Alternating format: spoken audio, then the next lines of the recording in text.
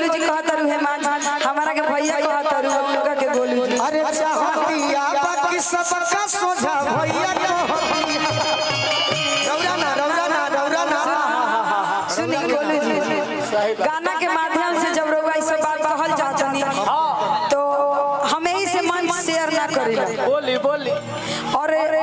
रौरा के हम बहुत रिस्पेक्ट दिला बहुत पूरा भोजपुरी इंडस्ट्री में अब तक अगर हम किसी कलाकार को मानते हैं तो सिर्फ गोलू राजा और हम सिर्फ आपको नहीं हमारी पूरी फैमिली मानती है आपको। तो मैं मेरी भी पूरी फैमिली कि आप मेरी भी पूरी फैमिली ना कहो ना निशा से कहो नरौरा वही लोग के कहो सही बात एगो लड़की हां जी जेकर बियाह हो गई वो अपना पियवा से कहती है अरे कौन गलती कोई पहिला भेंट में कौन गलती कोई पहिला भेंट में राजा जी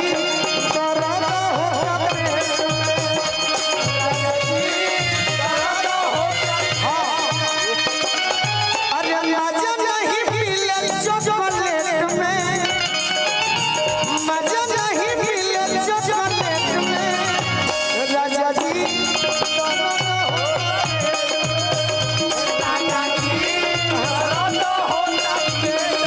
राजा जी दर्द होता पेट में राजा जी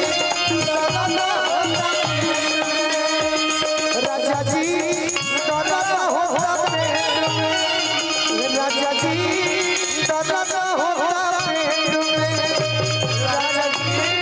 दर्द होता पेट में राजा जी दर्द कहाँ भाग गई राजा जी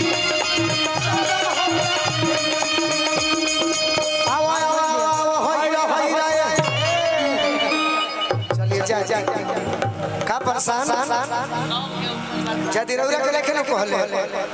का भाई यहां के लेखे न हम कहले ठीक बाबू राजा भैया के हमरा के कहिया तो सही बा नानू ई हमर छोट भाई है अनु चंदन भैया कहले रहन मंच पर कि काहे तू गोलू जी बार का करे हमर भैया राजबा जवार का करे हाय पुलिस प्रशासन सरकार का करे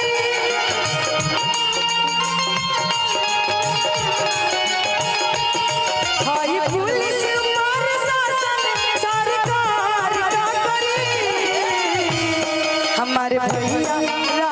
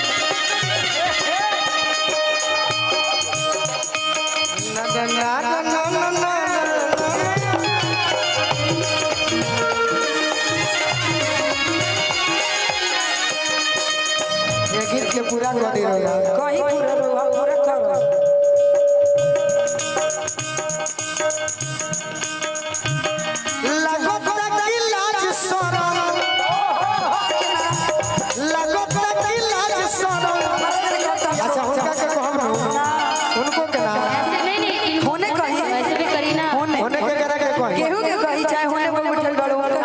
हमारा काहे खातिर कहो उनका के ना ना कहीं ना काहे कहो रौरा के ना कहो हमारा के चाहे उनका के काहे कहो लाल का केहू बिगड़ ले बा कि लोग रसल आ तो फिर काहे कहो हमारा के खड़ा अपना जुबान को लगाम रखो ए बबुआ